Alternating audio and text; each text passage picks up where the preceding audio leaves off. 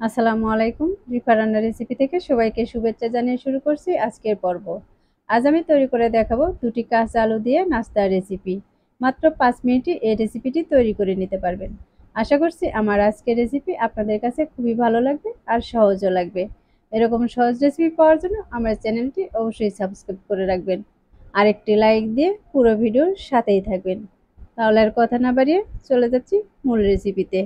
এই রেসিপিটি তৈরি করার জন্য প্রথমে দিয়ে দিচ্ছি 2 টেবিল চামচ রান্নার তেল, আর দিয়ে দিচ্ছি কিছু আস্ত জিরা। এখন দিয়ে দিচ্ছি 3টি পেঁয়াজ কুচি। এগুলোকে একটু নরম করে ভেজে নেব। এগুলোকে খুব লাল করে ভাজতে হবে না।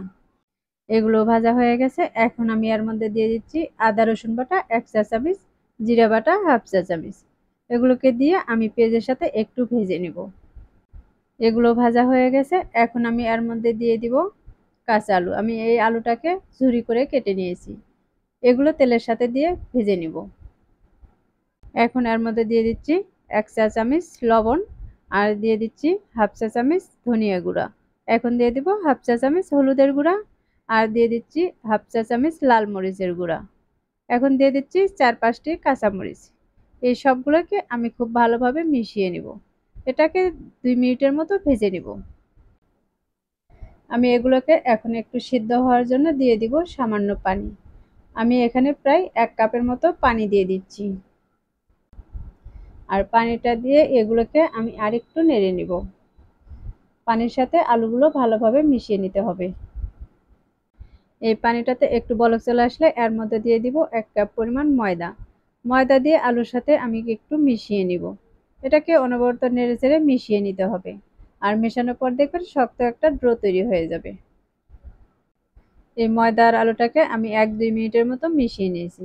আর মেশানোর পর দেখতেই পাচ্ছেন এরকম শক্ত একটা ডো তৈরি হয়ে গেছে। আর ডো তৈরি হওয়ার পরে দেখবেন কড়াই থেকে কিন্তু নিজে নিজেই উঠে আসবে। আমার এগুলো তৈরি করা হয়ে গেছে। আলু আর ময়দার মিশ্রণটিকে আমি একটা প্লেটে উঠিয়ে নিব। আর হাত দিয়ে খুব ভালোভাবে মাখিয়ে নিতে হবে। আর এটাকে হালকা গরম গরম অবস্থায় মাখিয়ে নিতে হবে। খুব ঠান্ডা হওয়ার পর এটাকে মাখানো যাবে না। আমি এভাবে মাখিয়ে নিয়েছি। এখন এটাকে আমি একটা বোর্ডে উঠিয়ে নিব। এখন এগুলোকে বোর্ডে দিয়ে আমি একটু হাত দিয়ে চেপে বড় করে নিব। এটাকে আমি একটা 4 কোণার মতো করে নিব। এটাকে চাইলে আপনি বেলন দিয়েও বেলে নিতে পারেন। আমি হাত দিয়ে এভাবে সমান করে নিয়েছি। আর চতুর্পাশটাও একটু সমান করে নিয়েছি। এখন ছুরি দিয়ে আমি কেটে নিচ্ছি। আমি এখানে 3 ভাগ করে কেটে নিচ্ছি। মাঝ বরাবর আমি আরেকটা শেপ দিয়ে দিচ্ছি।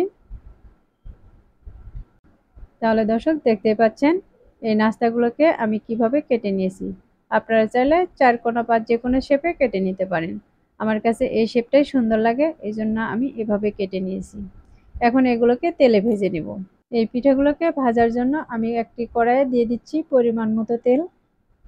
আর এই তেলটাকে গরম করে নিতে হবে। আমি গরম তেলে পিঠাগুলোকে দিয়ে দিব। এক পাশে একটু লাল হয়ে আসলে আমি এগুলোকে উল্টিয়ে নিব।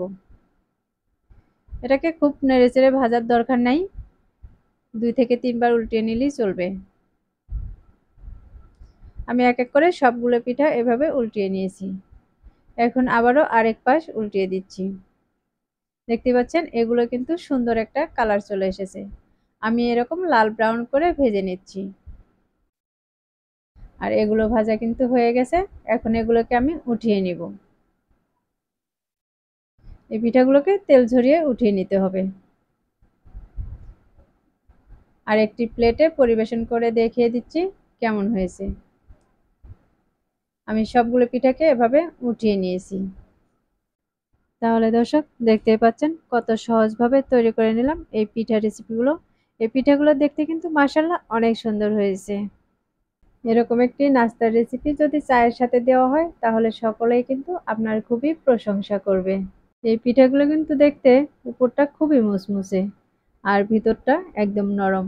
খেতে কিন্তু খুবই ভালো লাগে। আমি এবার একটাকে ভেঙে দেখিয়ে দিচ্ছি। দেখতে পাচ্ছেন উপরটা মুচমুচে আর ভিতরটা কিন্তু নরম। আজকের মতো এখানেই বিদায় নিচ্ছি। সবাই ভালো থাকবেন, সুস্থ থাকবেন। আল্লাহ হাফেজ।